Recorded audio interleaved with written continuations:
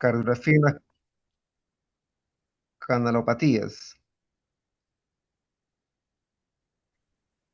Miren, como ya están viendo, ya han estudiado ya la parte inicial de electro, se dan cuenta que la electrocardiografía no es la manifestación eléctrica de este potencial de acción de los miocitos, del miocardio. Y eso a su vez es reflejo de un flujo de iones que cambian las cargas dentro y fuera de la célula. Y eso lo hacen a través de canales iónicos, ¿no? Principalmente de sodio, de potasio, de calcio, ¿no?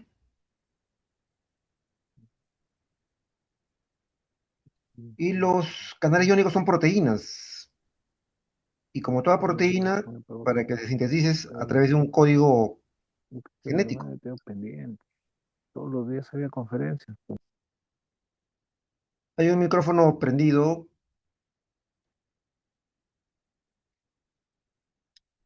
y como toda proteína, depende de tu código genético, ¿no? Entonces, como cualquier proteína está susceptible a que por una alteración genética y congénita altera su estructura. Entonces, cuando se daña la estructura de un canal iónico y por ende su función, funciona demasiado o funciona poco, altera estos flujos iónicos, altera la función eléctrica del corazón y eso predispone frecuentemente a arritmias, incluso a muerte, ¿no? Entonces recuerden este potencial de acción, ¿no? Que justamente es el por qué sale este electrocardiograma que están aprendiendo, ¿no? Ya deben haber visto el significado de este potencial de acción, pero para resumir un poquito algo más sencillo, recuerden que en la despolarización en la fase cero, en la fase rápida, entra el sodio rápidamente a la célula. Y cuando se repolariza, sale el potasio, ¿no? Entonces, la despolarización es entre sodio y la repolarización sale de potasio, ¿no? Les recuerdo esto porque muchas canalopatías principalmente son las del sodio y las del potasio. Por eso les recuerdo esto, ¿no?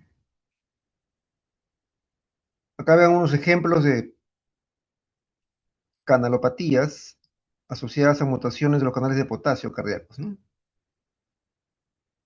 Bien, pueden influir en algunos tipos de fibrilación auricular, algunos tipos de síndrome de Brugada, porque en realidad los síndrome de Brugada, como vamos a ver, no solamente depende de los canales de potasio, sino principalmente de los canales de sodio.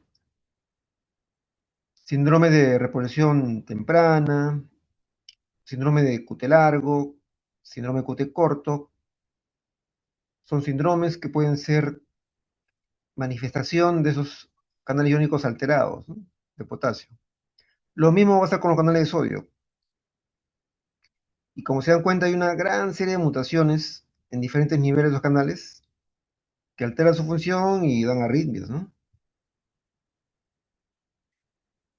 Un modo de agrupar estas canalopatías es con síndromes de la onda J, síndromes que implican el QT y síndromes que son canales no transmembrana, ¿no? Los síndromes que alteran la onda J, principalmente el protagonista es el síndrome de Brugada, ¿no? Que creo que es la canalopatía más representativa, más estudiada, es la que inició en realidad el capítulo de las canalopatías en cardiología, porque la canalopatía es un tema relativamente nuevo en cardiología, ¿no? No se manejaba mucho, justamente el síndrome de Brugada fue lo que permitió la mayor comprensión y desarrollo de estas las canalopatías, ¿no? El síndrome de reproducción precoz, síndromes de QT, puede ser QT largo, QT corto, y también hay canales iónicos que no están en la membrana externa celular, sino que están en diferentes membranas, como el del retículo sarcoplasmático, como los receptores de reanodina, que cuando se alteran pueden dar canalopatías tipo taquicardia catecolaminérgica, ¿no? Que también vamos a ver más adelante.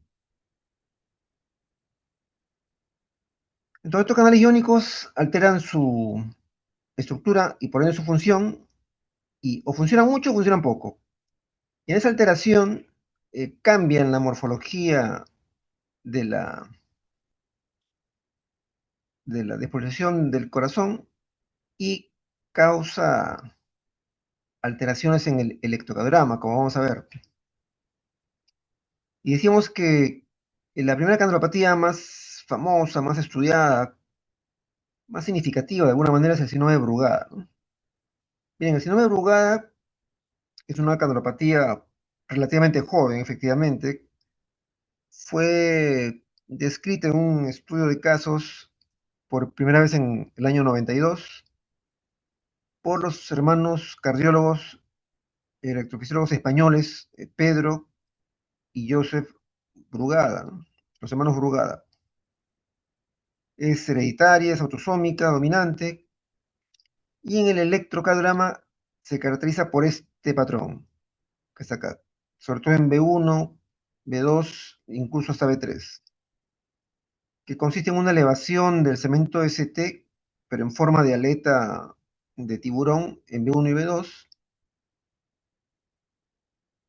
y a veces hasta B3 con T negativa en esas derivaciones, ¿no?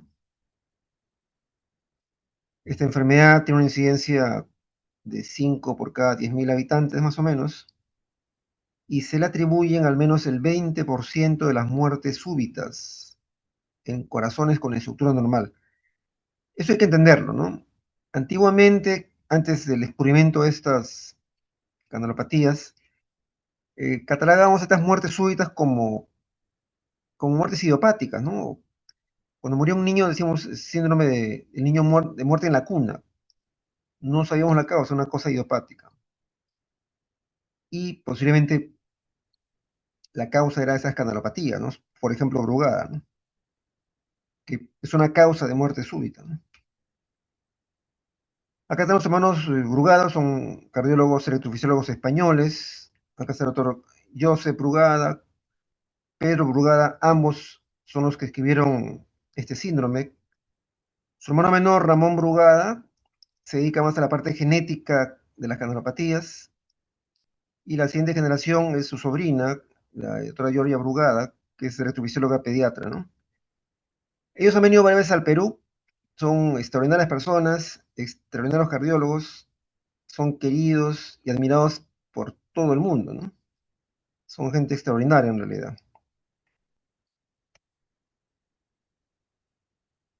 Acá vemos el electrocardiograma típico del síndrome de Brugada, ¿no? Vean que en B1, en B2 y también en B3 hay un superdesnivel del LCT, pero en forma de aleta de tiburón o aleta de delfín, que parece como un bloqueo de rama derecha, pero no, porque esta elevación es ancha.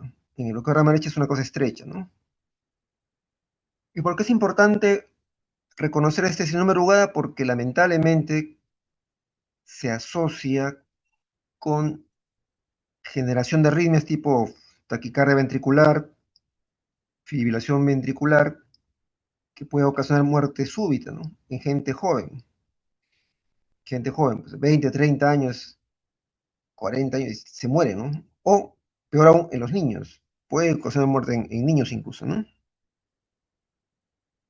Y la causa de la muerte es la generación de arritmias ventriculares, que da un paro cardíaco y muerte súbita.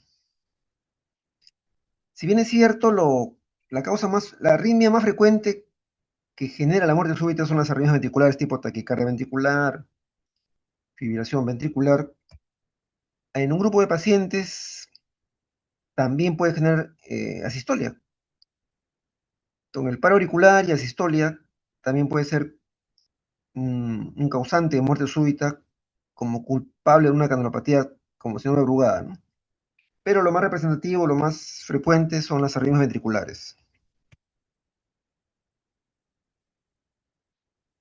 Existen dos morfologías del síndrome de Brugada que lo califica en dos tipos, ¿no? Tipo 1 y tipo 2. El tipo 1 es el característico, tipo Covet, o este superdesnivel del ST en B1 y B2 en forma de aleta de tiburón con T negativa o aleta de delfín, una superseñal mayor de 2 milímetros, sobre todo en B1 y B2. Acá ven este electro, tiene un super desnivel en B1 y B2 en forma de aleta de tiburón, característico del síndrome de Brugada. La presencia de este electro ya es muy sugestivo, muy probable que sea un síndrome de Brugada, ¿no? Si tiene ya muerte súbita recuperada, taquicardia ventricular, etcétera, ya sin duda es un síndrome de Brugada que requiere un tratamiento especializado, ¿no? El tipo 2 es menos específico para el diagnóstico, tiene forma de silla de montar. También hay un superdesnivel en B1 y B2, pero vean que es una forma de silla de montar, tiene una concavidad acá. Esto es menos específico, no es diagnóstico necesariamente de un Brugada, pero también hay que tenerlo en cuenta, ¿no? Recuerden esta reprima que parece en forma de aleta de tiburón, otros dicen aleta de delfín, o el tipo 2 que es en forma de silla de montar, ¿no? No hay que confundir el síndrome de Brugada con un bloqueo de rama derecha. En el bloqueo de rama derecha, como recordarán, en B1 y B2 hay un R, S, R', pero esta R' es estrecha, es aguda, es picuda, digamos, ¿no? Generalmente es un poquito más grande que la R inicial y es un ángulo muy agudo. En cambio, en Brugada, el tamaño suele ser igual o menor que la R inicial y el ángulo es mayor de 60 grados por lo general, no es un ángulo abierto. Y no es picudo, es redondeado. Si se dan cuenta, eh, esto no es picudo, como un bloqueo de rama derecha, no es agudo, es medio redondeado, como también es acá, ¿no? Que hacemos es redondeado. No es como agujita característico del bloqueo de rama derecha, ¿no? Que es diferente y es otra cosa, ¿no? Acá también veo la diferencia, ¿no? Esta abertura en el síndrome de Brugada suele ser mayor, pues, de 45 grados, es ancho, ¿no? En cambio, en el bloqueo rama derecha es un ángulo completamente agudo, el R' es mayor, es completamente agudo, picudo, canoa, que es redondeado, ¿no? Es diferente, es diferente.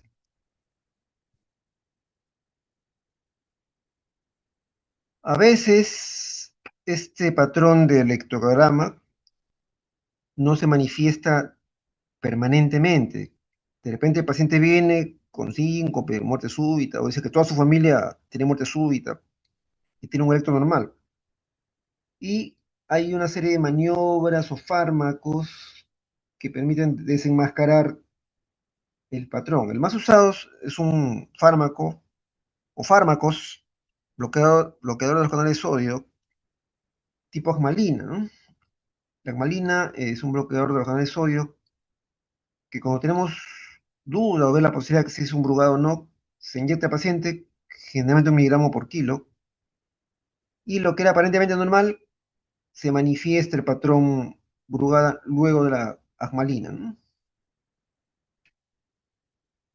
Acá veo un caso, un paciente, vean acá a la izquierda, vean acá B1, B2, B3, no se nota un patrón Brugada propiamente, no hay un superdesnivel significativo. Le ponen agmalina endovenosa y vean cómo ya en el tercer minuto tiene un superdesnivel evidente en B1 y B2 con T negativa, que es más acentuado acá en el cuarto minuto, ¿no? Un superdesnivel característico en aleta tiburón propio del síndrome de Brugada, ¿no? Pasa los minutos y nuevamente poco a poco recupera su patrón inicial, ¿no? Entonces, en muchas ocasiones es necesario dar fármacos para desenmascarar un Brugada que no sale de manera espontánea, ¿no? Otra maniobra que hacemos para ver si es un Brugada o no es que a veces en un electro convencional no se nota mucho el patrón, pero cuando ponemos estas precordiales B1, B2 más arriba de lo de lo normal. Recuerden que B1, B2 va en el cuarto espacio intercostal para external, ¿no es cierto? Cuando lo ponemos más arriba, en el tercero o segundo espacio intercostal, en algunos casos se manifiesta el patrón Brugada que no se veía en el cuarto espacio intercostal. Entonces, en un paciente que tiene factores de riesgo familiares, saben que su mamá o su papá es Brugada, hermanos Brugada, o muerte súbita en la familia, y quieren descartar, aparte del electroconvencional, es adecuado tomar derivaciones altas, ¿no? En el tercer o segundo espacio intercostal, sobre todo B1 y B2, ¿no? Y a veces se desenmascara este patrón de síndrome de Brugada colocando los electrodos más arriba, ¿no? Incluso en el segundo espacio intercostal, acá arriba.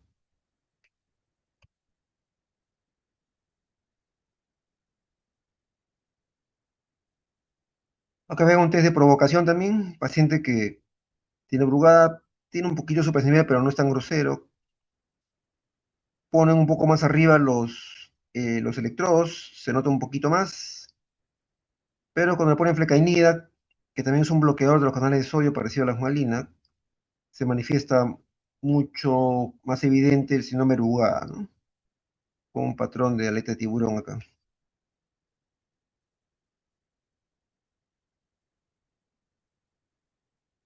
Otro factor que influye en la morfología del electrocardiograma y en este caso del síndrome de Brugada es la temperatura. Los canales pueden ser en su función influidos por varios factores, problemas hormonales, la temperatura, por ejemplo, ¿no? Cuando el paciente está en temperatura normal, en este caso vean B1 o B2, es casi normal el electro, no hay mayor cosa. Pero cuando hace fiebre, en este ejemplo 39 grados y medio, se manifiesta ese patrón Brugada, con un supernivel del ST con T negativas en B1, B2, B3, en forma de aleta de tiburón, que no tenía cuando no tenía fiebre. Entonces la fiebre es una desenmascara el síndrome de Brugada. Pues aconsejan a unos niños que tienen sospecha de la posibilidad de una canalopatía, es tomar electro cuando tiene fiebre, por ejemplo, ¿no? Cuando tiene fiebre es desenmascara el patrón.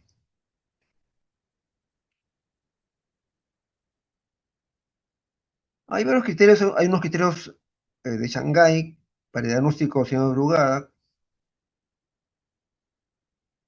Más puntaje, más probable que sea un síndrome de Brugada, ¿no? Por ejemplo, si en el electro tiene un patrón tipo 1 espontáneo, en aleta de tiburón tiene 3.5 puntos, y eso ya es diagnóstico prácticamente, ¿no? Si tiene un patrón tipo 1, pero inducido por fiebre, en derivaciones altas, 3 puntos. Si tiene un patrón 2 o 3, eh, coloca 2 puntos. Según la historia clínica también se da puntaje, ¿no? Si tiene un paro cardíaco inexplicable, en TACI B o FB documentada 3 puntos. Sospecha de síncope arrítmico 2 puntos. Antecedentes de la familia, ¿no? Si en la familia en primer grado tiene síndrome de Brugada confirmado en la familia, papá, mamá, hermanos, 2 puntos, por ejemplo, ¿no? O pruebas genéticas, por ejemplo. Si ya tiene una variante genética patógena, por ejemplo, en los canales de sodio SCN5A, que son canales de sodio, ponen acá 0.5.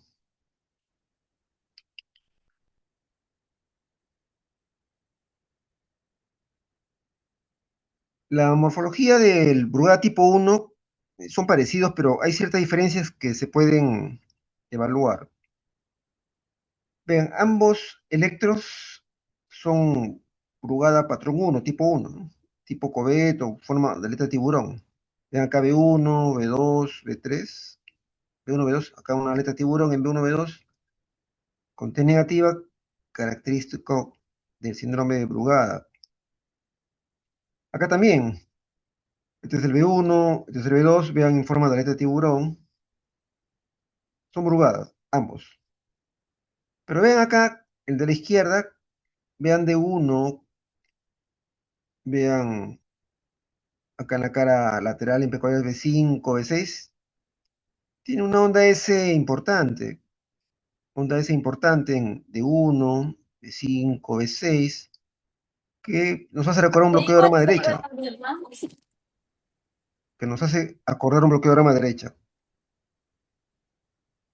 que acá no tiene. Vean acá en D1, no hay S, B5, B6, no hay onda S tampoco. Cuando vean así forma de bloqueo de rama derecha, o sea, hay una S más o menos significativa en D1, en B5, B6, es probable que sea por una canalopatía de los canales de sodio. Si no lo tiene, o sea, no tiene S en la cara lateral, posiblemente sea por los canales de potasio, ¿no?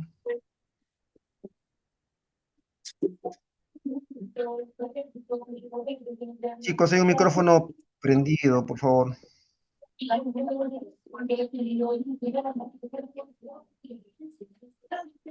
Otro score de riesgo es el de Sierra, en que hay un puntaje, y mientras más puntaje tenga, más riesgo tiene el paciente, ¿no? Si tiene un patrón tipo 1 espontáneo, es un tipo 1. Si tiene historia familiar de muerte súbita, un punto. Extrasístoles inducibles, 2 puntos. Síncope, 2 puntos. Disfunción de nodo sinusal, 3 puntos. O muerte súbita abortada, 4 puntos, ¿no? Obviamente, mientras más puntaje tenga, va a tener mayor mortalidad, ¿no? Sin embargo,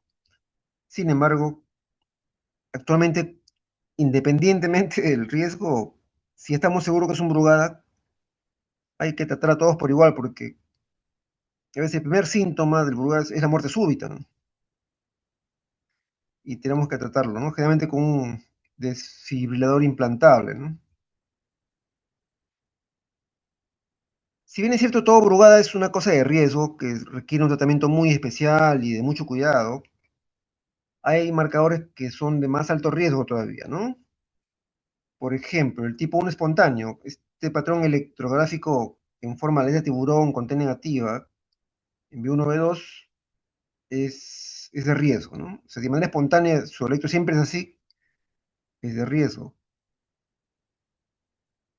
El intervalo PR, cuando tiene un bloqueo de primer grado, el Brugada, o sea, es Brugada y tiene un bloqueo de primer grado, también es un marcador de riesgo, tiene más riesgo de que haga muerte súbita. También la duración del QRS, mientras más ancho, más riesgo hay. Otro signo, la ABR, si la R en ABR, la R en ABR mide más de 3 milímetros, es un marcador de riesgo también. En este ejemplo, vean, tiene una R' grande, 4 milímetros, más de 3 milímetros, es un marcador de riesgo, por ejemplo.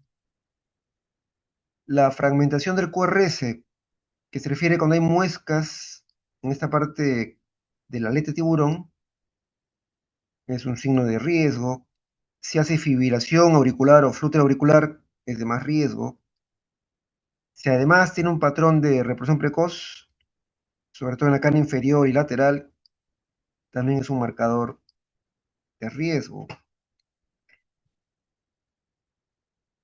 Por ejemplo, aquí, en su brugada, vean B1, B2, B3, tiene un super desnivel en forma de aleta de tiburón, es un brugada. Pero además acá en la cara inferior, 2, 3F, y en la cara lateral un poquito, pero más en la cara inferior, tiene un punto J un poco elevado, 2 milímetros o más, que tiene forma esto de lambda, que es un problema de reproducción precoz, y cuando tiene este patrón en la cara inferior y lateral, el síndrome de Brugada es un signo de riesgo, ¿no? Más riesgo de muerte súbita. Decíamos era un bloqueo de primer grado, un bloqueo AB de primer grado, es un PR prolongado, en este ejemplo 250 milisegundos, recuerden que el tope es 200 milisegundos, ¿no? Más de 200 milisegundos es un bloqueo de primer grado. En este ejemplo tiene 250, también es un marcador de riesgo de muerte súbita. Si es un Brugada y encima tiene bloqueo de primer grado, más riesgo que cada muerte súbita, ¿no? Decíamos la fragmentación del QRS. Si si en esta elevación del ST, en esta aleta de tiburón, hay muescas como denticiones, es lo que se conoce como fragmentación del QRS, ¿no? Y su presencia también es un marcador de riesgo. Si tiene estas irregularidades, estas muescas en esta zona de la aleta de tiburón, es un marcador de mayor riesgo, ¿no? Que es la fragmentación del QRS. La arritmia tipo fibrilación auricular o flutter, en el contexto de un Brugada, como este, vean, aleta tiburón acá en B1, B2, es un Brugada, pero que tiene un flutter. Ven acá en D2, hay un serrucho, ¿se dan cuenta? Es como un serrucho, porque tiene flutter auricular. Con la presencia de fibrilación auricular o flutter en un Brugada también es un signo de riesgo, ¿no? De mayor riesgo de muerte súbita. Miren, sin embargo, hay patrones similares a la Brugada y que no lo son, ¿no? Que son fenocopias de Brugada. Una fenocopia quiere decir que parece Brugada, pero en realidad no lo es por otra causa, que hay que distinguir. Por ejemplo, la hipercalemia, la miocarditis, una descarga enérgica, hipercalemia, derrame pericárdico, en algunas ocasiones nos puede confundir con el Brugada, pero no lo es. Algunos ejemplos. Vean este electrocardiograma y qué nos llama la atención. Vean acá el B1 y el B2, tiene un superdesnivel del ST, acá con T negativa en B1, que algo se parece a un Brugada, ¿no? Uno puede decir, por un Brugada. Tiene un supernivel en B1, así un poquito aleta de tiburón, B2 también, y uno dice, uy, será un Brugada, pero en este caso, le hacen una tomografía, porque la radiografía ya era normal. Tiene un tumor mediastínico que compromete en parte la pared del ventrículo derecho, ¿no? Y esa tumoración, como afecta por vecindad del ventrículo derecho, afecta al B1, B2, y es elevación del ST que parece como un infarto o un Brugada, ¿no? Lo operan, sacan el tumor mediastino, y vean el electro, prácticamente se normaliza, ¿no? Ya no tiene ese subnivel, y era por un problema del tumor, que por vecindad al ventrículo derecho parecía un Brugada, ¿no? Pero no era eso. A una alteración aguda del ventrículo derecho puede dar un patrón Brugada, ¿no? Por ejemplo, acá vean una tromboembolia pulmonar, un TEP. Vean que tiene una S en D1, una T negativa en 3, y tiene acá en B1, B2 un superdesnivel del ST que nos hace recordar un patrón Brugada, sobre todo acá en B2, vean. Acá como una aleta de tiburón en B2. Parece un Brugada. Pero lo tratan, se hace trombolisis, tratan la embolia pulmonar, el paciente mejora, y este patrón desaparece por completo, ¿no? No es Brugada, sino que por este problema de una sobrecarga derecha aguda por la embolia pulmonar, da este patrón, ¿no? Y no es un Brugada. Otra alteración que puede dar una fenocopia tipo Brugada es la hipercalemia, ¿no? Hipercalemia, en muchas ocasiones, aparte de la T picuda, que es lo más representativo de la hipercalemia, puede dar un supernivel del ST en B1, B2, B3 en este caso, que nos hace recordar Brugada, ¿no? También nos puede hacer confundir.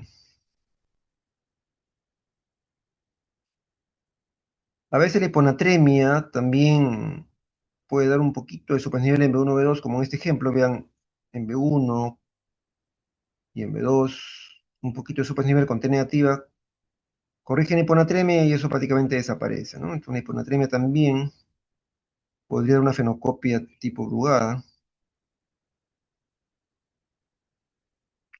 Como vamos a ver en otro momento, la terapia de esta patología es principalmente con intervencionismo, es colocar un desfibrilador implantable, y actualmente hay ablación epicárdica, hay una ablación epicárdica con la cual se ha demostrado que baja la incidencia de muerte súbita, ¿no?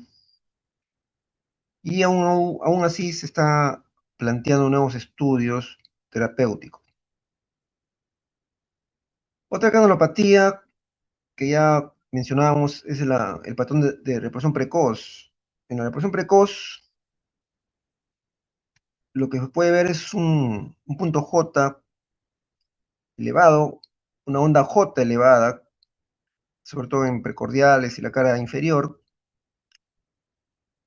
Ven acá, este punto J es como una reprima, casi en todas las precordiales, y también un poco en la cara inferior, ¿no? Esta elevación del punto J, que es un tipo de elevación precoz, también a veces se asocia a muerte súbita, ¿no? Acá también vean un punto J elevado con T negativas en la cara inferior, en 2, 3 y F, que es la cara inferior, y también en la cara lateral, en B6 sobre todo, ¿no? En forma de lambda. Este patrón de depresión precoz se puede asociar a ritmos ventriculares, ¿no? Como en este ejemplo, vean, hace un fenómeno de RNT por una extrasístole precoz y genera una fibrilación ventricular, que es un tipo de paro, ¿no? Entonces, este tipo de represión precoz puede generar muerte súbita por arritmias ventriculares. Otra canalopatía, pues, es el famoso QT largo, ¿no? El QT largo. Como saben, el QT, que ya lo saben medir ustedes, miden desde el principio del QRS hasta el fin de la onda T, ¿no es cierto? Hay canalopatías que prolongan el QT. Hay varios tipos de QT largo. Los más representativos y más frecuentes es el tipo 1, tipo 2 y tipo 3.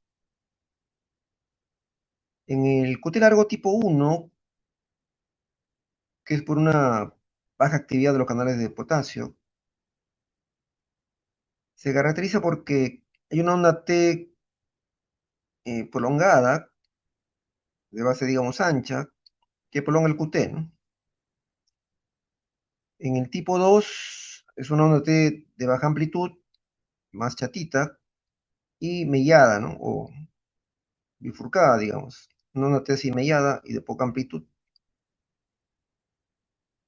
En el tipo 3 es una onda T, digamos que normal, pero con un ST largo, digamos, ¿no? Tiene un ST largo y la T, digamos que normal. Es el tipo 3, que a diferencia de los otros dos, que es por potasio, es por aumento de la actividad de canales de sodio, ¿no? Decíamos que en un corazón normal, el corazón se despolariza por entrada de sodio y se repolariza por la salida de potasio.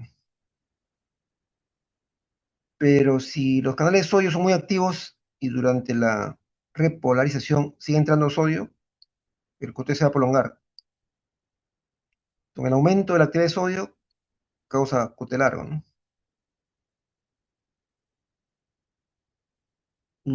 Y la repolarización es la salida de potasio. Entonces, si los canales de potasio son muy muy lentos, el QT también se hace largo, ¿no?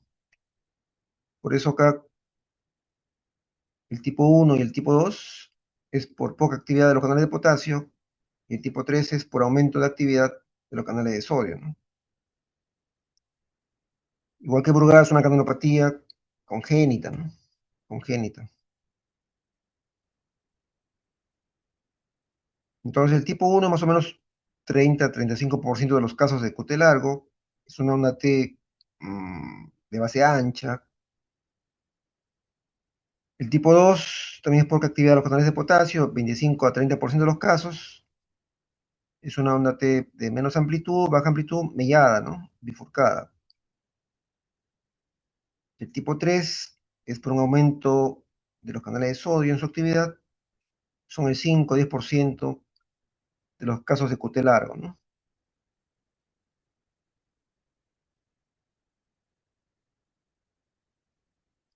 Hay una puntuación de Schwartz que nos ayuda al diagnóstico de síndrome de QT largo, ¿no? Que tiene puntaje también. Si el QT corregido tiene más de 480 milisegundos, 3 puntos. Si tiene entre 460 y 470, 2 puntos. Y 450 milisegundos, 1 punto, ¿no? Si tiene torsada de punta, ventricular, 2 puntos. Alternancia de la onda T, o sea que es positiva y negativa de manera alterna, 1 punto. Si tiene muescas en onda T en 3 derivaciones, 1 punto. Poca frecuencia para la edad, 0,5. Historia de síncopes, sordera congénita, 0,5. Si tiene familiar con síndrome cutelado congénito, 1 punto. Con esta puntuación, si tiene más de 3,5 de estos puntos, en ausencia de una causa secundaria, es un cutelargo congénito, ¿no?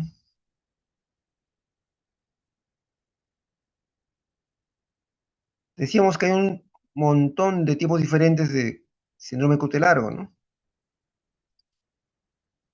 Antiguamente se hablaba de cutelargo tipo Romano-Ward, que es autosómico dominante, y de Gerber-Lange-Nielsen, que es recesivo. Esta nomenclatura ya no se usa mucho, no se usa.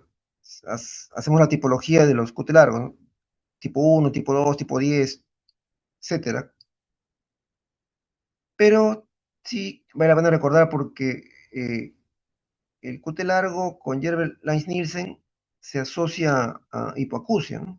Entonces, si tiene un QT largo con hipoacusia, decimos que tiene el síndrome de Gerber-Lange-Nielsen, ¿no? Y si tiene un QT largo sin hipoacusia, decimos que es Romano-Ward, ¿no? Síndrome de Romano-Ward. Pero repito, esta nomenclatura ya no se usa mucho. Decimos específicamente qué tipo de QT largo es, en base a su morfología y en base a qué gen es el alterado, ¿no? De canales de potasio, de sodio generalmente, ¿no? De calcio también. Recuerden que el calcio actúa a nivel de la meseta, ¿no? Del potencial de acción.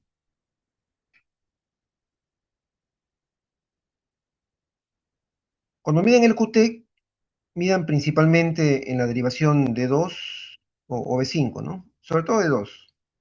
Sobre todo de 2. Y estos patrones que estamos viendo es principalmente más el QT corregido, ¿ah? Recuerden que el QT corregido, la fórmula más usada, son varias, pero la más usada es la fórmula de Bassett, que consiste en el QT en milisegundos, en este ejemplo 375 milisegundos, entre la raíz cuadrada del RR en este caso 0,84 segundos, ¿no? Y ahí corrigen el QT, ¿no?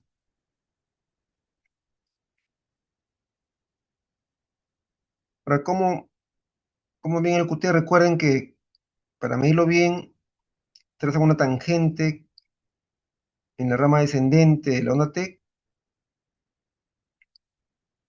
y en el corte de esa tangente, con la línea isoeléctrica de base, en la intersección, es el punto del QT, ¿no? De la parte final del QT. La parte inicial es el inicio del QRS, ¿no? Y es el QT. La onda U separada no forma parte en la medición del QT, ¿ah? La onda U es una onda aparte, no se mide en el QT. Como su nombre lo dice, hasta que acabe la T nada más. Sin embargo, hay que diferenciar, porque recuerden que a veces la onda T a veces es un poco mellada. Y a veces uno tiene la duda, uy, ¿esta es una U que se ha metido o qué pasa? En ese caso que la U aparentemente está mellada acá en la T, no, ahí sí se mide, ¿no? Pero si está claramente diferenciada y separada, no, la onda U no forma parte en la medición del QT.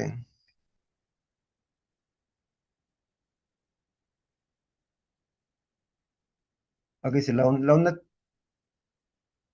T, o sea, la onda U de baja amplitud separada de la onda T no se incluye en el QT, ¿no? Es aparte. Esta onda U chiquita, esta onda U en la parte final de la onda T no forma parte del QT. Si la onda T, si la onda T está mellada o tiene una deformación dentro del mismo onda T, no, sí, acá sí se mide el QT, ¿no? Hasta donde acaba la T, de acá ni hablar. En estos ejemplos de abajo vean que esta melladura, esta bifurcación, no sé, así sea onda U, pero que sea parte acá de la onda T, no está separada de la onda, no, acá se mide el QT sí hasta que acaba la onda, ¿no? Hasta que acaba la onda.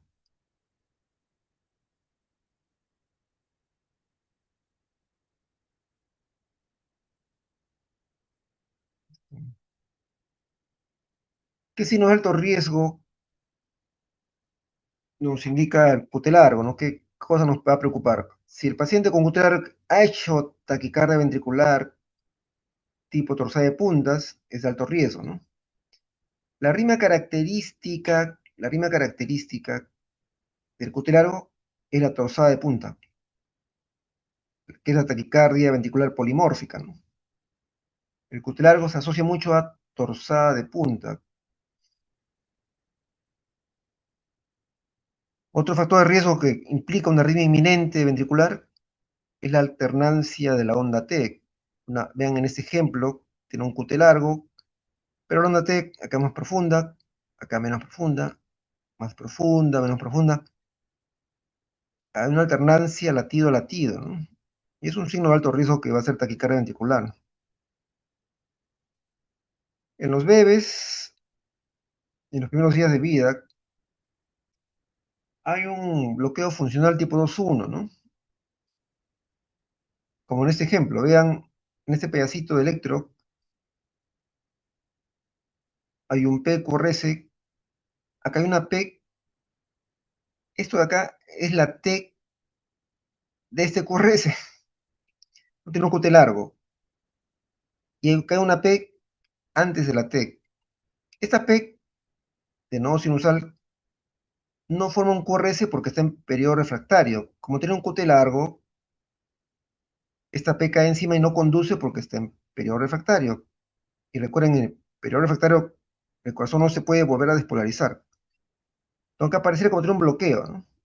Y esta P no conduce. Una P conduce, esta no conduce porque cae en periodo refractario por este QT largo, ¿no? Un QT largo, mientras más prolongado sea, más riesgo. Con más de 500 milisegundos de un QT corregido, es riesgo, ¿no? Si la onda T es chiquita, pero igualmente alterna, acá un poco más grande, más chiquita, la onda T, la alternancia de la onda T es un marcador de riesgo de arritmias. Acá vean también alternancia de la onda T, acá va para abajo, acá va para abajo, para arriba. Alternancia de la onda T es un signo de alto riesgo para que haga taquicardia ventricular. Acá abajo es de un bebito, un niño, que tiene un QT largo. Vean, esta es la P, el QRS, el ST, esta es la T de este complejo, por un QT largo. Esta es la P que cae encima de la T y que no conduce porque está en periodo refractario por este QT largo, ¿no? Eso puede ser en los niños o los bebés con QT largo congénito, ¿no? También hay un QT corto, también hay un QT corto, que también genera arritmias. Si hay un QT corregido menor de 340 milisegundos, ya es sospechoso de un QT corto, ¿no? En este patrón electrocardiográfico, la onda T suele ser acuminada y picuda y muy similar a la hipercalemia, ¿no? La hipercalemia, esto es muy similar al QT corto, ¿no? Y lo que pasa acá es que la actividad de los canales de potasio son rápidos y cuando se despolariza más rápido, hay un aumento de actividad de los canales de potasio en la repolarización que hace que haya un QT corto, ¿no? ya que tienen un electrocardiograma de un síndrome QT corto. Vean acá el QT está efectivamente corto, mide 0,34 más o menos, y generalmente tiene una T picuda acuminada de base estrecha, ¿no? Muy parecida a la hipercalemia, ¿no? Muy parecida a la hipercalemia. Entonces, este QT corto también se asocia a muerte súbita, ¿no? Acá es un paciente con QT corto que ha hecho Flutter. Ven, la línea de base tiene ondas F de Flutter, que también es un marcador de riesgo para arritmias, ¿no? Ventriculares.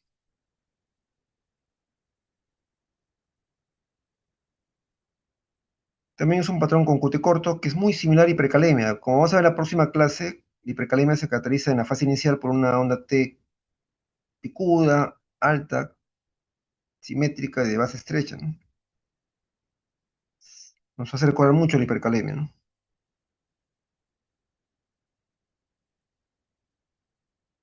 Otra canalopatía menos frecuente, pero yo diría que es la más peligrosa, es la taquicardia ventricular catecolaminérgica, ¿no?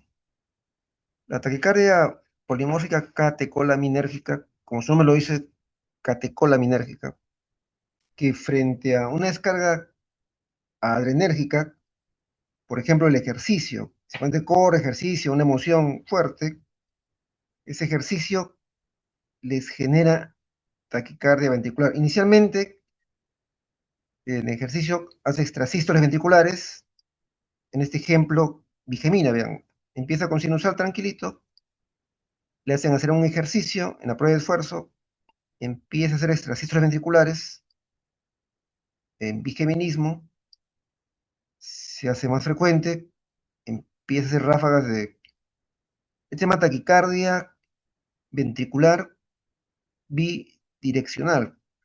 Vean que uno va para arriba, otro va para abajo, para arriba, para abajo.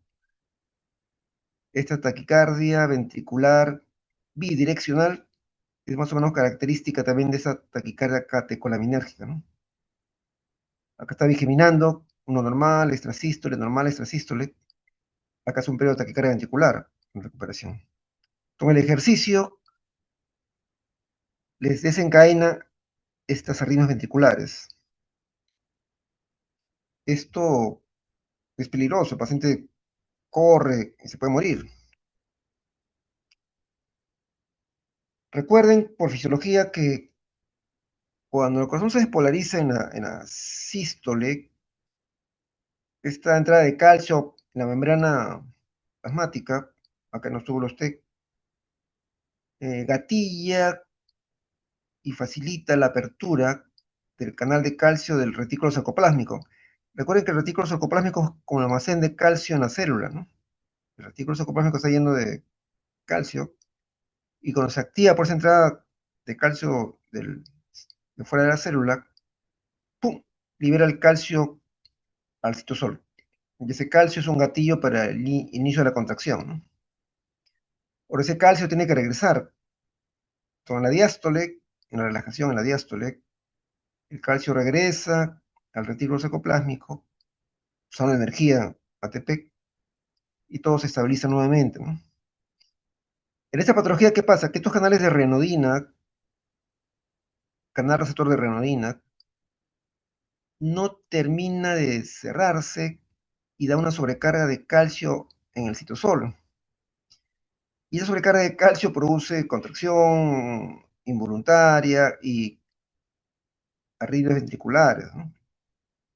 Entonces, acá el problema del canal no es en el canal de transmembrana, sino es un canal en el retículo sarcoplásmico, ¿no? Que hace que se libere mucho calcio y eso genera arritmias, como este ejemplo, ¿no? En el electrocardiograma de superficie, en esta taquicardia catecolaminérgica, es normal, es normal. Como los canales de la membrana son normales, el electrocardiograma es normal, porque el potencial de acción es normal, porque el problema está dentro del citosol. Bueno, a pesar que tiene un electrocardiograma completamente normal, le hacen esta prueba de esfuerzo y vean cómo durante el esfuerzo genera extrasístoles y taquicardia ventricular, ¿no? Entonces, un electro normal no es garantía de que todo esté bien. Esta canalopatía, la taquicardia ventricular catecolaminérgica, tiene un electro basal normal y que se altera solamente en esfuerzo físico, ¿no? Eso que tener en cuenta, ¿no? En varias patologías cardíacas, un electro normal, completamente normal, no es garantía de que todo está bien. En los cuadros coronarios es parecido. Un electro normal no siempre significa que las arterias están bien. Hay lesiones coronarias significativas y en reposo pueden tener un electrocardiograma normal.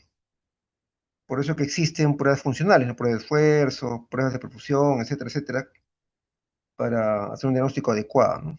Entonces, un electro normal no siempre es garantía de que todo está bien, hay que hacer más pruebas. Entonces, resumiendo, esto de las canalopatías es un capítulo relativamente nuevo en cardiología. Los más frecuentes es síndrome QT largo, síndrome arrugada, QT corto. A veces son espontáneos, a veces hay que hacer test de provocación para el diagnóstico. Hay que descartar fenocopias, o sea, no todo lo que parece necesariamente es. Hay que hacer un diagnóstico diferencial, ¿no? Por ejemplo, en hipocalemia puede haber un QT un poco largo y no es un QT congénito, sino por un problema electrolítico. La hipocalcemia, la hipocalcemia también da un QT un poco largo y no es un QT congénito, sino es por la hipocalcemia, ¿no?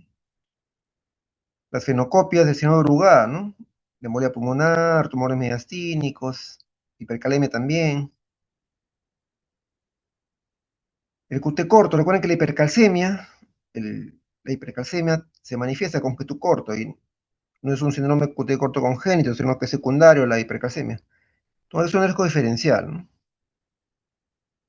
Y siempre hacer la interpretación del electro con el cuadro clínico, ¿no? El electro por sí solo a veces se confunde y siempre el electrocardiograma para una adecuada interpretación tiene que ser en cuadro la correlación clínica, ¿no? Siempre, siempre.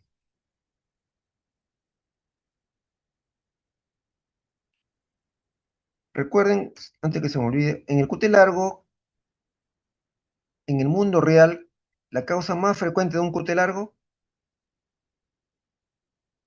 no es un QT congénito. La causa más frecuente es secundario a algo, no congénito. Decimos a la hipocalcemia y muchos fármacos. Hay una serie bien larga de fármacos que dan QT largo, ¿no?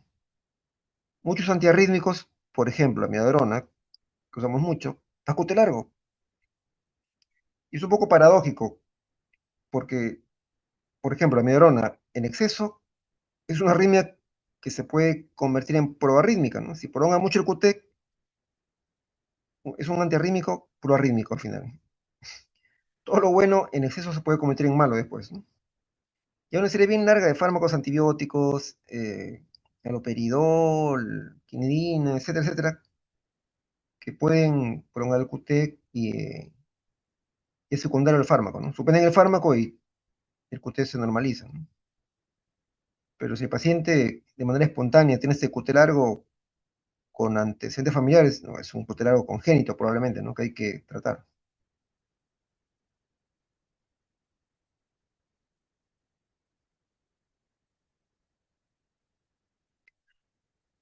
Creo que nos quedamos acá. No sé, alguna pregunta, muchachos, de ese tema de canalopatías.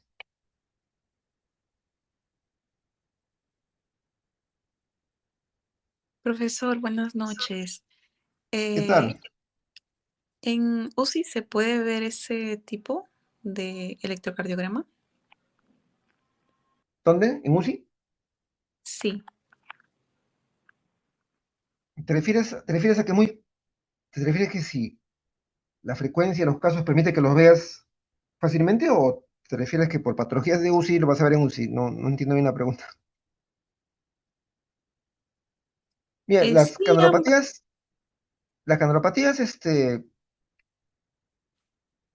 el Brugada, Cutralgo, no es tan frecuente, no es que un día de consulta vas a verte dos Brugadas, voy a verme dos Cutralgo, no, no, no. Es relativamente poco frecuente, o sea, no lo vas a ver, no, no lo vas a ver todos los días, no, no lo vas a ver todos los días. Y menos mal porque como se han dado cuenta es una patología potencialmente mortal, ¿no? Entonces, no es tan frecuente, ¿no? No es raro tampoco, pero no es tan frecuente. Entonces, pero que estar alertas a su diagnóstico, ¿no? Todo paciente que ha hecho un síncope o en la familia tiene, sí, papá, mi papá murió a los 30 años, mis hermanos también han muerto a los 20 años, muerte súbita en la familia, hay que estar muy atentos a descartar estas canalopatías, ¿no? Porque el primer síntoma fácilmente es la muerte súbita, o sea, el primer síntoma es la muerte. Entonces, la idea es diagnosticarlo precozmente para...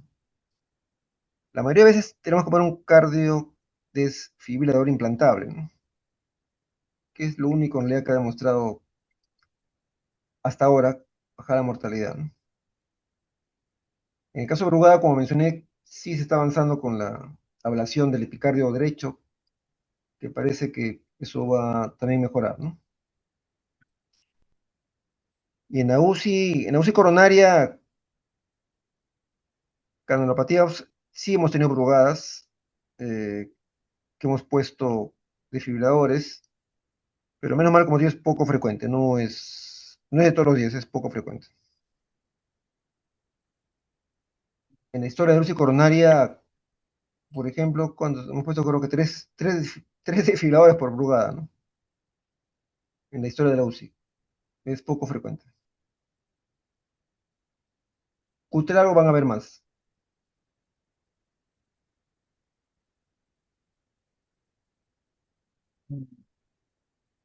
Y, doctor, en el Brugada, mm, si bien es cierto, usted nos dice la muerte súbita, pero en algunos casos puede dar alguna sintomatología tipo aura de una semana atrás, no sé, o 3 días atrás.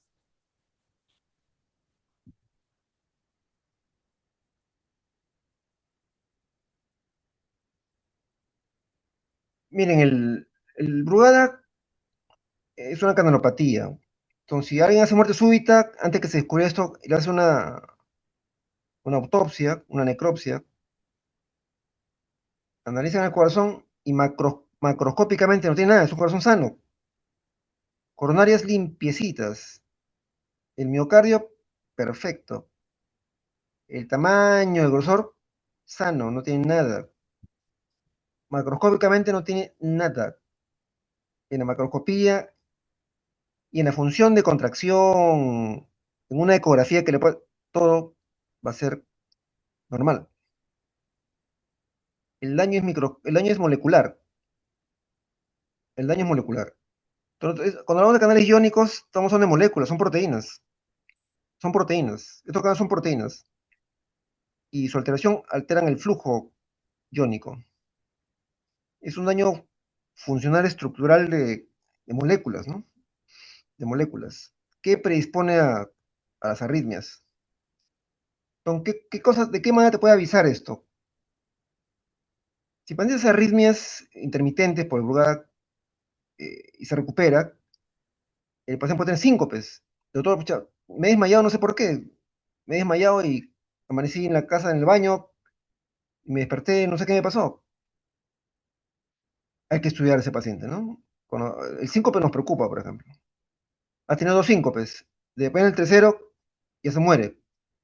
No hay que esperar que se muera. Entonces, el síncope, por ejemplo, hay que descartar que no sea por una canalopatía, ¿no?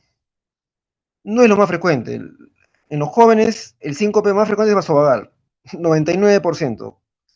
Un joven que se desmaya es vasovagal, es lo más frecuente. Y un anciano que se desmaya, lo más frecuente es un bloqueo AB degenerativo, una estenosis aórtica o también vasovagal. Pero puede ser una canalopatía, de todas maneras, hay que descartarla, ¿no? Entonces, no se asusten, el síncope es una cosa bien frecuente, ¿ah? Y la mayoría no es por esto. Pero, contestando tu pregunta, ¿qué me puede avisar? Cada síncope, por ejemplo, ¿no? Cada síncopes. O los antecedentes familiares, ¿no? Mi papá, mi mamá, mis hermanos han muerto súbitamente. Ni hablar. Así no sientas nada, por los antecedentes familiares hay que estudiarte, ¿no? Hay que hacer electrocardiograma o test de provocación con asmalina o etcétera, para diagnosticar si tienes esas canalopatías, ¿no? Pero a veces el primer síntoma puede ser la muerte, ¿no? Lamentablemente es así.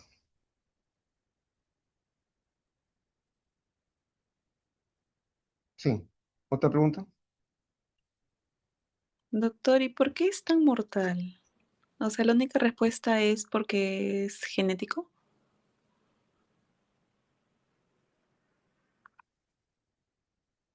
Lo que pasa es que el corazón es un órgano complejo, ¿no? Es un órgano complejo. A veces todavía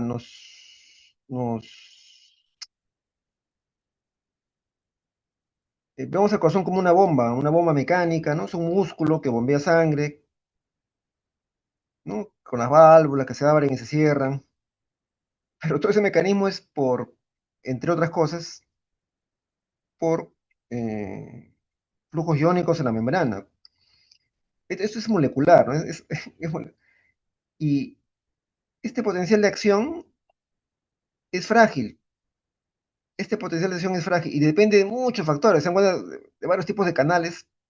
Yo lo he resumido con sodio y potasio, pero aquí están los canales de hito, los canales de calcio que son varios rápidos y lentos. Una serie de canales diferentes cuya alteración de uno de ellos altera este potencial de acción y gatilla arritmias, gatilla arritmias. Entonces el paciente se muere por una arritmia. En realidad el corazón late armoniosamente, pero es como un castillo de naipes. Si tú alteras una pequeña molécula, vean cómo esta fisiología eléctrica se altera y genera arritmias, ¿no? Entonces, de alguna manera es cierto grado de fragilidad, ¿no? Eh, es un órgano perfecto, entre comillas, pero si una pequeña pieza se altera, todo se altera, ¿no? Es como un reloj mecánico, no sé, han desarmado un reloj mecánico, tiene un montón de engranajes, un montón de cositas chiquititas, un engranaje chiquito se sale, todo deja de funcionar, ¿no? Es algo así, ¿no? La función de una molécula, de una proteína se altera un canal iónico y ya te da propenso a esta arritmia, ¿no? A pesar que la estructura macroscópica está todo normal, ¿no? Todo el paciente camina normal, no se cansa, no se agota, no tiene falla cardíaca, no tiene nada. El problema es que esto genera una arritmia. Otra cosa, pues, hay que recordar cuáles son los ritmos de paro, ¿no? Una muerte súbita, una muerte súbita es ocasionada por arritmias, en su mayoría. O sea, el paciente muere por una arritmia. Con un infarto de miocardio se muere. ¿Qué lo mata? Una arritmia. O sea, el infarto se muere por una arritmia, generalmente, ¿no? O sea, la isquemia miocárdica aparte que altera la contracción, te predispone una arritmia, y eso es lo que te mata, ¿no? Por eso, ¿cuáles son los ritmos de paro? La sistolia, esa rayita que sale en el monitor, la fibrilación ventricular, taquicardia ventricular sin pulso, son ritmos de paro, ¿no? Acá el corazón late tan rápido que prácticamente no hace una bomba efectiva, no bombea sangre, y el corazón no late prácticamente y se muere, ¿no? En un infarto de miocardio, en una cardiomiopatía de otro tipo, también la causa de muerte son las arritmias. Eso tengan claro, ¿ah? El mecanismo de muerte más frecuente por el corazón son las arritmias. En un infarto se muere de arritmias. Una cardiopatía dilatada hipertrófica se muere de arritmias. Estas canalopatías se mueren de arritmias, etcétera, ¿no? Las arritmias son la causa más frecuente, las arritmias ventriculares es la causa más frecuente de muerte cardíaca, ¿no? Muerte súbita cardíaca. Y acá también participan las canalopatías, ¿no?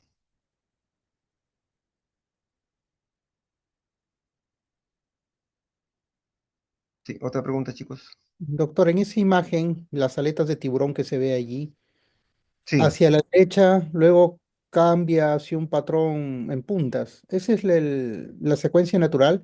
Primero aletas de tiburón y luego se transforman en aletas en puntas. ¿O qué digo? Luego se transforman ¿te ¿cómo le refieres acá llamo? en B1 No, es un sí, no, tiburón y acá más puntiagudo esto, en B2? no, no, debajo de la persona que está Ah, esto, desmayada. acá, Sí, ahí se esto. ve aletas de tiburón que luego se transforman en un patrón hacia la derecha si se quiere, de un Ya, serrucho. ya, ya. Esa es ¿Han hecho electro? Ya, está bien, también, ya te entendí. ¿Han hecho electro en arritmias? Perdón, en isquemia. Todavía no, ¿no? ¿En infarto? Ya, vamos a ver esta parte, mira. es Hay la un secuencia fenómeno, de repente natural. lo han escuchado, fenómeno de R en T. ¿Han escuchado fenómeno de R en T? ¿O han leído por ello, o han escuchado, alguien dijo? Miren, acá en la repolarización, no solamente en Brugada, en cualquier persona, en un corazón normal. Esto es para cualquier corazón, no en el Brugada, en cualquier corazón. En la, en la onda T, en la onda T, casi en el pico de la onda T, un estímulo externo, si cae encima, gatilla un ataque IB, un FB. O sea, si encima de la onda T, casi más o menos cerca al pico, cae un estímulo externo, ahí gatilla un ataque IB, un FB. Eso se llama patrón de RNT. Si acá cae una extrasístole ventricular y cae justo acá encima de la T, gatilla la taquicardia. Este patrón grande es una extrasístole ventricular que ha caído justo encima de la T, pues, ¿no? De la T, en este caso, brugada. Y esto, bueno, acá salió y acá otra vez. Esta extrasístole cae encima de la T de acá y acá sí ya gatilla la taquicardia ventricular. El infarto se muere igual. Acá es por una canalopatía. En el infarto por una isquemia. Entonces, hay varios mecanismos diferentes que conducen a las extrasístoles ventriculares y a las arritmias ventriculares. Pero un minutito voy a enchufar esto. Ya.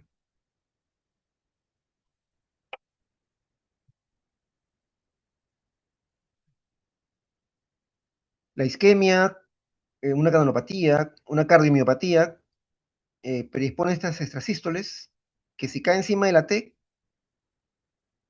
bueno, gatilla una taquicardia ventricular que puede llegar a FB y muerte súbita, ¿no? En este ejemplo es un fenómeno de RNT, bueno, por la canalopatía que ha generado una taquicardia ventricular, ¿no? Esto del RNT no es no es único de las canalopatías. En realidad, todas las muertes súbitas cardíacas son parecidas en ese sentido, ¿no? Hay un fenómeno de RNT que gatilla una taquicardia ventricular. El infarto se muere por eso. Con un infarto y pum, se cae al suelo muerto. ¿Por qué se murió? ¿Qué mató? ¿Cuál es el mecanismo final de muerte de un infarto? Esto, el infarto se muere por esto, por una taquicardia ventricular, una AFB o una fibrilación ventricular. Por eso es importante el desfibrilador, ¿no? Si alguien hace muerte súbita cardíaca, esto es capaz de desfibrilarse con un desfibrilador y retorna a su ritmo normal, ¿no? Eh, Con el infarto, las cardiomiopatías, y en estas canalopatías es parecido en ese sentido. El mecanismo de muerte es la taquicardia ventricular o la fibrilación ventricular, que es un ritmo de paro, ¿no?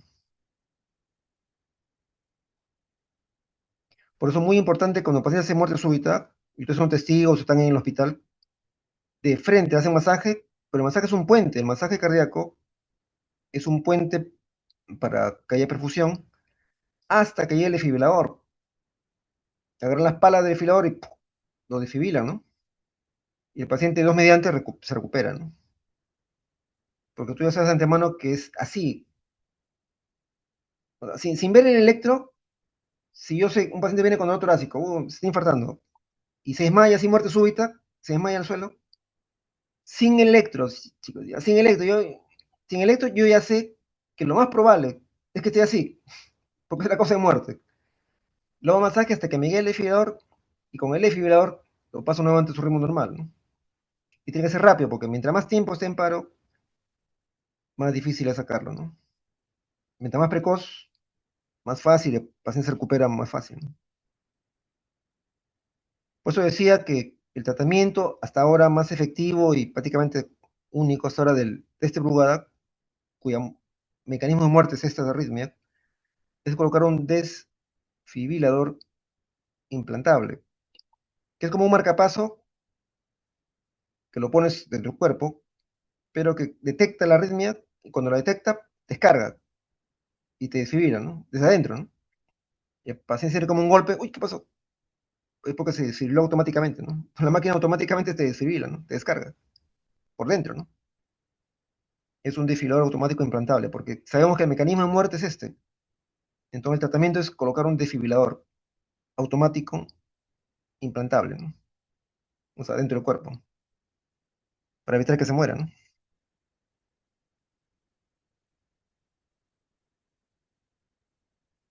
Sí, otra pregunta, chicos.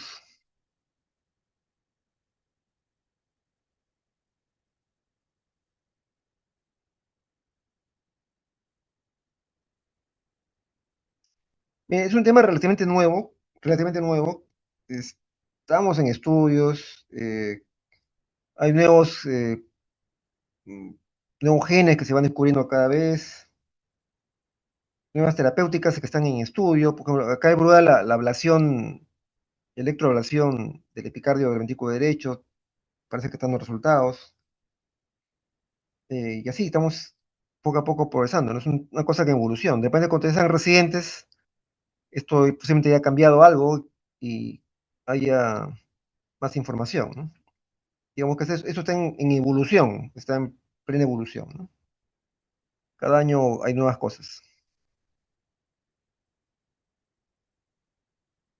Otra pregunta, chicos. Sí. Doctor, buenas noches. Una pregunta. Sí. ¿El síndrome de Brugada con qué alteración de qué ion, ya sea sodio o potasio, está relacionado? ¿Brugada? Sí, ¿verdad?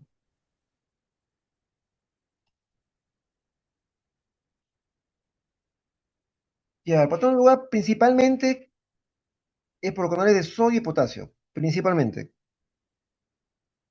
Eh, en esta tablita hay, por ejemplo, de canales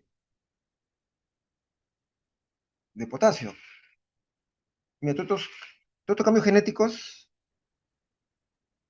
eh, son canalopatías y entre ellas está el síndrome de Brugada, ¿no?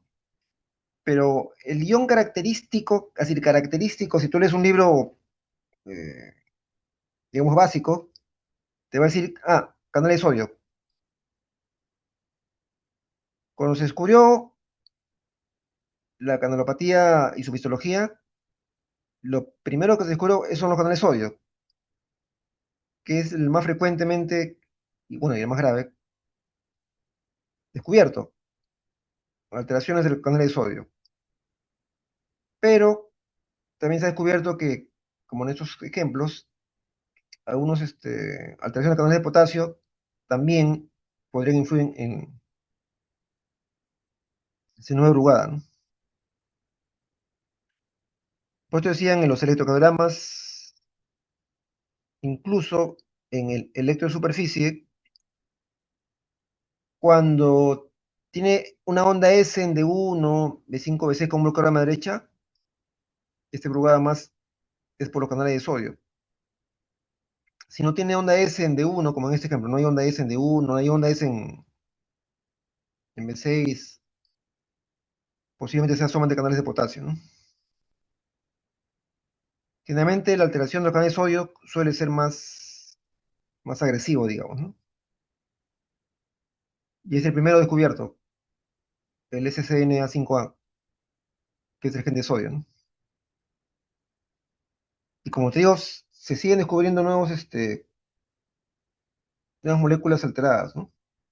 Y como lo vimos Brugada, esto es un síndrome, no es una enfermedad específica en realidad.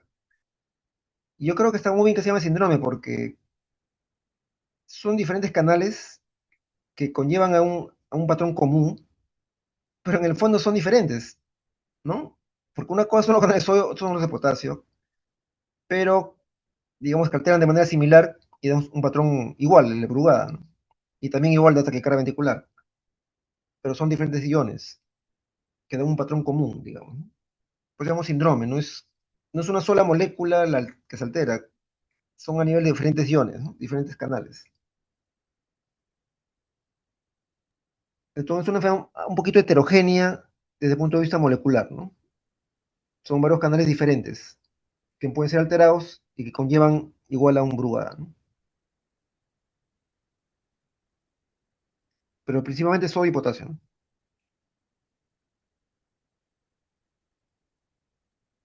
Por el exceso de hipersodio o de calium, ¿puede darme un Brugada? No, o sea, la enfermedad de Brugada hay que entenderlo, es un problema congénito, es un problema de la estructura, pero molecular, ¿no? Macroscópicamente, el corazón es normal. O sea, tú haces la disección del corazón en un Brugada, todo sano, todo normal. O sea, macroscópicamente es todo sano. El daño es molecular, es molecular en la estructura molecular de los poros iónicos, de los canales iónicos. Tuvo una hipercalemia, una hiponatremia. Como altera los flujos iónicos, pueden dar patrones tipo Brugada, ¿no? Como mencioné, a veces la hipercalemia, por ejemplo acá, en este cuadrito, mira, la hipercalemia, este recto es hipercalemia, B1, B2, tiene un patrón parecido a Brugada. Corriges el potasio y desaparece. Eso no es un Brugada, y no es que te produzca un Brugada, porque Brugada es congénito, es de nacimiento, o sea, nació así, desde que se concibió. Es un daño molecular, es un daño de la estructura de tu genética molecular. Tu molécula es así. Nació así y te vas a morir así. Es así, este no es un daño estructural que te predispone a la taquicardia ventricular, ¿no? No es que nada la provoca, es de nacimiento.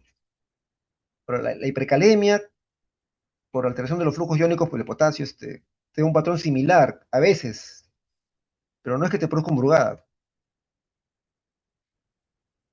Acá, un paciente con hipercalemia, tiene potasio 8.7, casi 9. Lo normal es 4.5, no menos de 5. 8.7 es severo. Y tiene acá un patrón algo parecido a Brugada, acá en B1, B2, B3, ¿no? Pero no es Brugada, es un patrón similar que llamamos fenocopia. Fenocopia que se parece a un Brugada, pero no es Brugada, ¿no? Bien, en general, el electrocardiograma, como decía al final, se interpreta en el contexto clínico, ¿no? Es como los infartos, ¿eh? El ST elevado, ¿han hecho infarto ya todavía? ¿Han hecho infarto en electro todavía? El ST elevado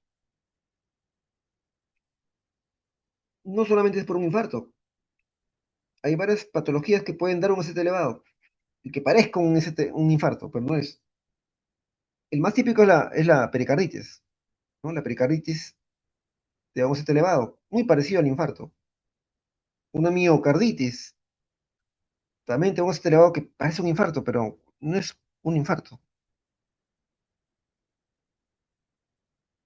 Porque eléctricamente, digamos, por un daño similar hace que el electro de superficie parezca eso, pero ahí el cuadro clínico y todo lo demás nos hará diferenciarlo, ¿no? Que no siempre es fácil. Con esto pasa algo igual, ¿no? Hay que hacer una serie de estudios para estar seguros si eso no, en este caso, umbrugada o no, ¿no? Tu muestra de potasio no te produce umbrugada. Los cambios de potasio no te producen umbrugada. Puede ser un patrón en el electro que parezca umbrugada, que es diferente.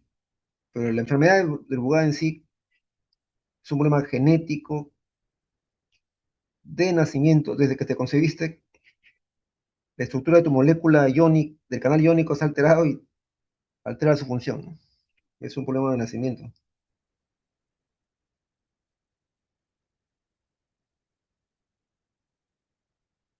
Sí, otra pregunta, chicos.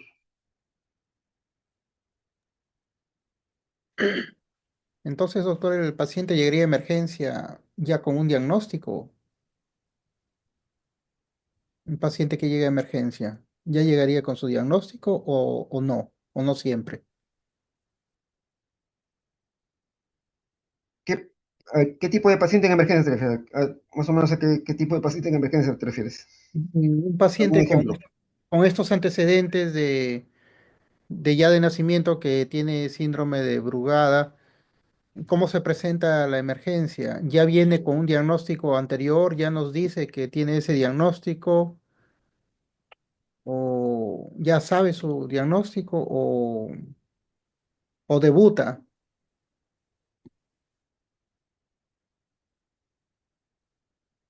Ya, no, las dos cosas, depende, hijo. A ver,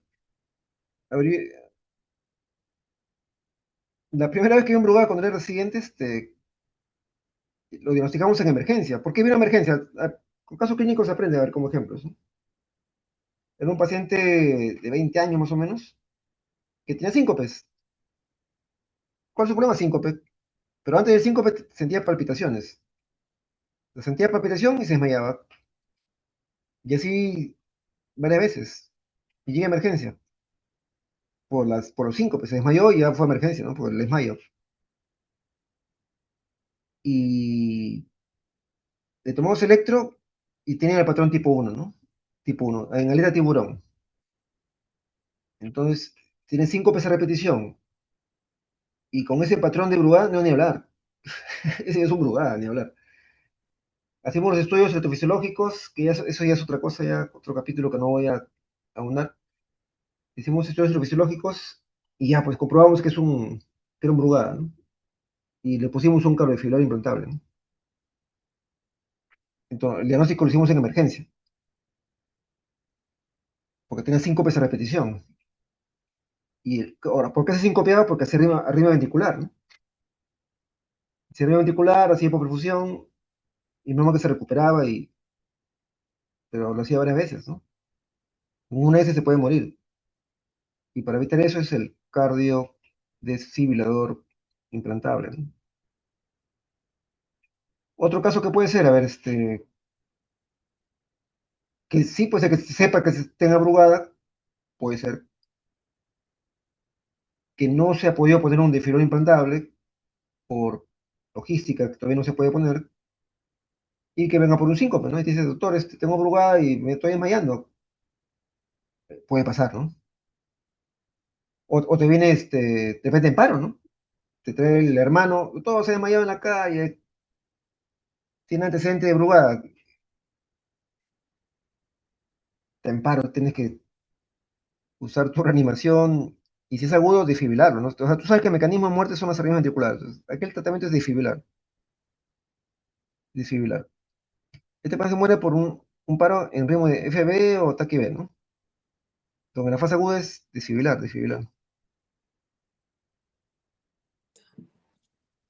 En realidad se dan los dos escenarios, ¿no? Puede ser que te diagnosticas en emergencia, y ahí lo más frecuente es, tiene síncopes,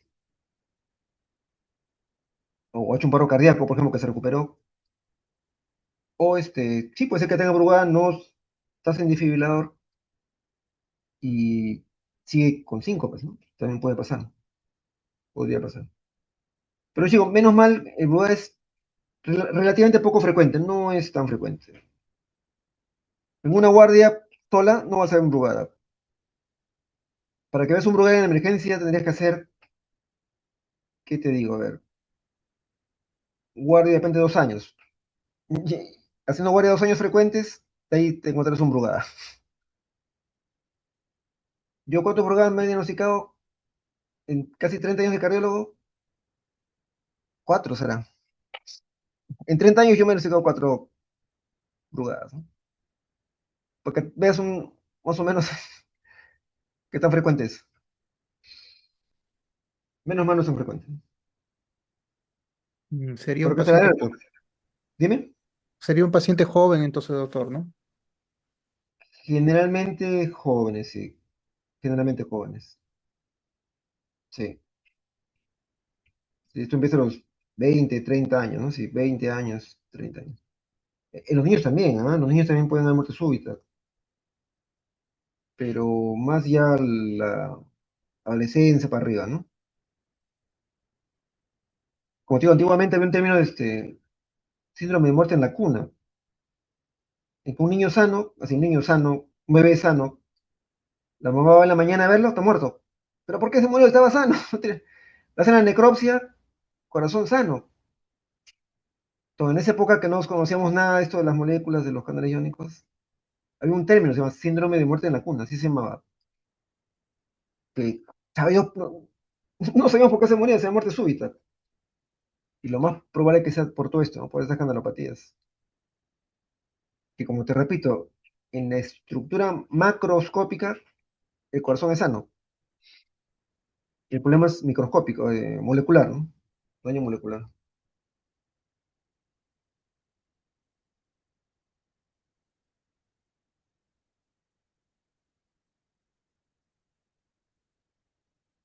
Sí, chicos, ¿alguna otra pregunta? Sí, doctor. ¿En qué caso no es viable implantar un desfibrilador?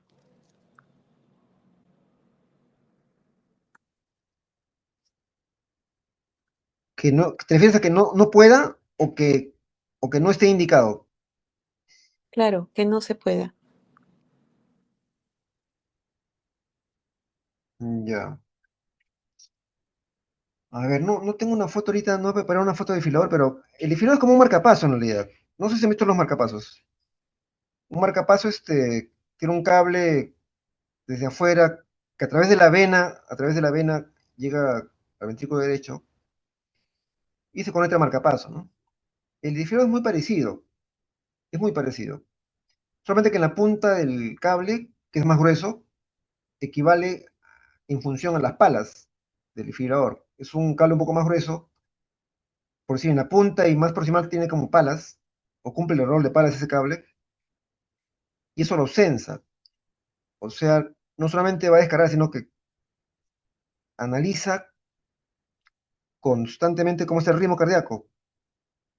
Y el desfibrilador va analizando cómo está el ritmo. Si está normal, no pasa nada, sigue viéndolo, pero cuando detecta la arritmia, descarga la electricidad y lo desfibila, ¿no? Y ya rompe la arritmia y el paciente se salva. Eh, no hay contraindicaciones, rara vez, a ver, ¿qué puede ser? Hay alteraciones en las venas, igual pasa con los marcapasos que no tiene un buen acceso venoso, porque esto lo ponemos a través de la vena, y ahí hay dificultades, ¿no? Entonces, se pone a través, es transvenoso, por la subclavia, la vena subclavia, colocamos ese aparatito, y si no tiene buen acceso venoso, hay dificultades, ¿no? Sin embargo, actualmente ya se ha evolucionado, hay varios tipos de desfibriladores. Hay uno que es subcutáneo, por ejemplo. Actualmente hay desfibrilador subcutáneo que no es necesario llegar adentro del corazón, sino que también con unos cables que parecen palas, lo ponemos en el subcutáneo, en la piel, todo subcutáneo, cerca del corazón, pero todo es subcutáneo. O sea, no dentro del corazón, sino subcutáneo. Colocamos esa palita subcutáneamente, se conecta al desfibrilador y listo, ¿no? Es subcutáneo. Ya no es dentro del corazón, sino subcutáneo, que es un cardio desfibrilador subcutáneo. Justamente hace 3 semanas hemos puesto en el hospital un subcutáneo, que es una tecnología relativamente nueva, ¿no? que cuando no hay venas adecuadas es lo mejor, ¿no? Es menos invasivo. Va bien, va bien.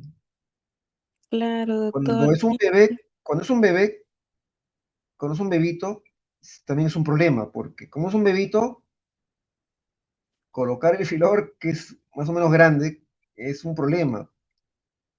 Técnicamente es difícil colocar a un niño pequeño, ¿no? Pero sí es muy necesario porque sabes que hace taquicardia ventricular. Hay técnicas especiales que el marcapaso o el desfibrilador lo ponemos en el abdomen, ¿no? O sea, los cables están en el corazón, pero el marcapaso, como es grandecito, termina en el abdomen. Y ya cuando es grande lo modificamos de posición, ¿no?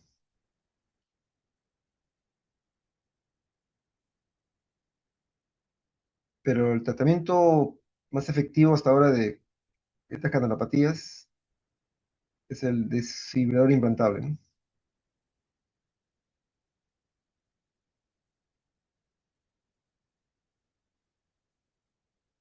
Sí, otra pregunta, chicos. Doctor, y también mencionó en qué casos no sería indicado.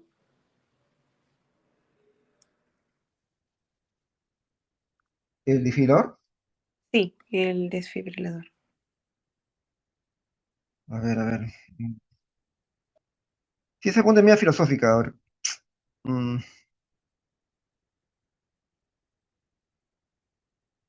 Miren, muchas enfermedades, lo mismo pasaba con el Wolff Parkinson White. ¿Saben qué es el Wolff Parkinson White, no? Síndrome de preexcitación. ¿Se acuerdan? ¿Han hecho ya síndrome de preexcitación? Me imagino que sí, ¿no? ¿Han hecho? Sí, doctor. ¿Se acuerdan? Ya. En la preexcitación, tipo Wolff Parkinson White, el tratamiento es la ablación. O sea, se meten catéteres para llegar a identificar dónde está esa vía accesoria y ablacionarla, ¿no? O entre comillas, quemarla. Desaparece la vía accesoria y el paciente se sana. Hace unos 20 años atrás había congresos y simposios para discutir en qué casos ablacionamos y en qué casos no. Y habían simposios así, libros sobre el tema para... Y en esa época solamente tratamos de buscar eh, cuáles son los factores de riesgo que hacen que un Wolff Parkinson White pueda hacer muerte súbita, porque también se hace muerte súbita el Wolff. Entonces, tratamos de identificar a ver, qué factores de riesgo son los que pueden determinar los más riesgos para colocarles a ellos la ablación, ¿no? Pero al final, en la evolución, nos damos cuenta que en realidad toda preexcitación en algún momento puede ser arritmias ventriculares y muerte súbita. Entonces, el tema es ahorita Wolff Parkinson White diagnosticado, Wolff Parkinson ablacionado. Se tiene que ablacionar. No hay más. No tiene mucho sentido certificarlo porque todo Wolff debe ablacionarse, ¿no? Es lo ideal. Es cierto que unos tienen más riesgo que otros, sí, pero actualmente todo Wolff Parkinson White tiene que ablacionarse, ¿no? Ese es el tratamiento. Ahora, mientras que se ablaciona o no tengo acceso, sí hay antiarrítmicos, ¿no? Verapamilo, amiodarona, betabloqueadores, etcétera, que pueden amenguar el problema, pero el tratamiento es ablacionar. Acá es igual. Hemos buscado, como en esta lámina dice, cuáles son los pacientes de más riesgo. Es cierto, el paciente que tiene un tipo 1 espontáneo sin aleta tiburón tiene más riesgo que un tipo 2. Ya sea bloqueo de primer grado, arritmias, FA, flutter, estado de R prima en ABR, más grande, etcétera, etcétera, son marcadores de riesgo.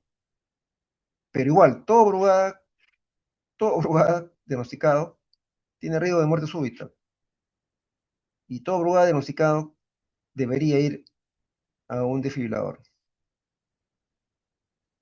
Es el único tratamiento actual que ha contribuido en bajar la mortalidad, ¿no? Pero repito, actualmente ya hay estudios grandes corriendo sobre la importancia de la ablación epicárdica de ventrículo derecho, que es una técnica, digamos que prometedora, que ojalá demuestre su beneficio para la arrugada, ¿no?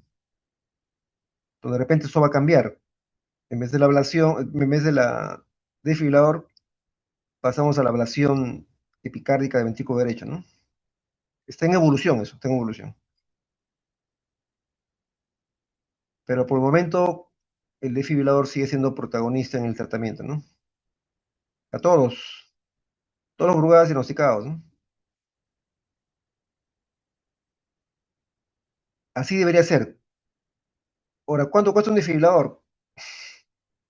Antiguamente un desfibrilador costaba ¿cuánto? Dios, no sé, 40.000, 50.000 dólares, ¿no? Ahora han bajado, ahora han bajado. Es, comprar un desfibrilador sí es muy difícil, es muy difícil, es muy caro. Actualmente ya han bajado los costos, no recuerdo bien cuánto están, pero está un poquito más asequible, ¿no? Contra 10.000 dólares, 15.000 dólares. Sigue siendo caro, ¿no? Sigue siendo caro. Entonces, el CIS a veces se demora en cubrirlo, entonces no siempre podemos poner, ¿no? O nos demoramos por problema logístico, ¿no? Que no debería pasar, pero en el mundo real pasa, ¿no? Lamentablemente son equipos de alta tecnología y costosos, ¿no? Costosos. No es como una pastilla, toma esta pastilla, no. Y otro problema del desfibrilador es que no es tan inocuo, no te cambia la vida, porque cuando te descarga el desfibrilador es una sensación bien fea, ¿no? Sientes un golpe fuerte en el pecho, ¿no? Y el paciente siente angustia. Si por mala suerte el paciente hace rima ventricular muy frecuente, pobrecito, y le descarga con cierta frecuencia, el paciente se angustia porque es un golpe fuerte en el pecho, ¿no? No es cualquier cosa. Pero es el coste de salvar la vida, ¿no? Ese golpe eléctrico es el que le salva la vida, ¿no?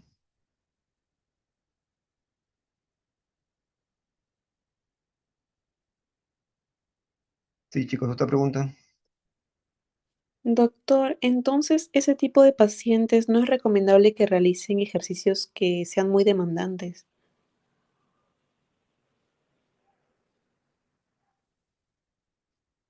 Ya. En general, estos pacientes también pueden hacer muerte súbita durmiendo, ¿ah?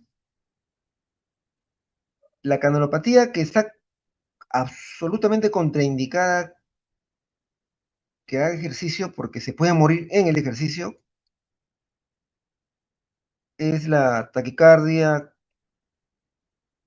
ventricular catecolaminérgica, ¿no?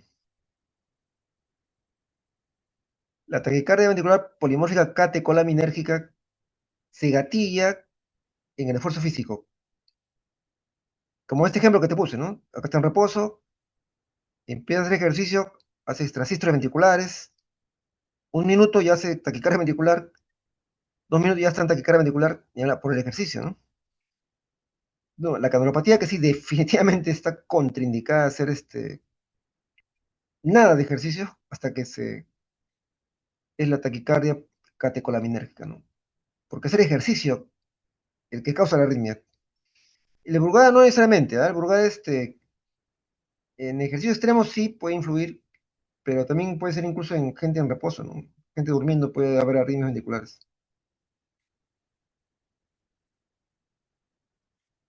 Pero miren, en general, el que tiene un daño estructural o molecular, efectivamente, no se aconseja con ejercicio extremo, ¿no? Doctor, tengo un brugada, quiero hacer una maratón de 40 kilómetros. Mm, no te aconsejo, ¿no? Definitivamente. Doctor, tengo un World Parkinson White, quiero hacer una maratón. No, no. Doctor, tengo un Wolf Parkinson White, quiero ser piloto de avión.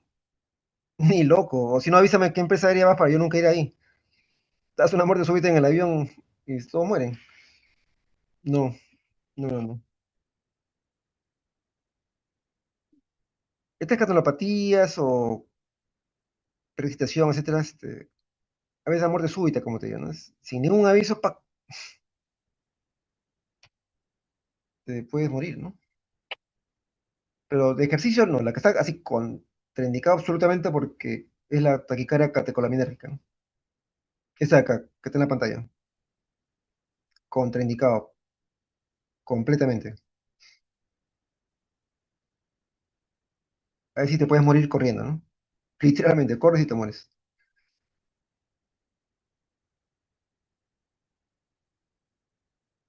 Otra pregunta, chicos.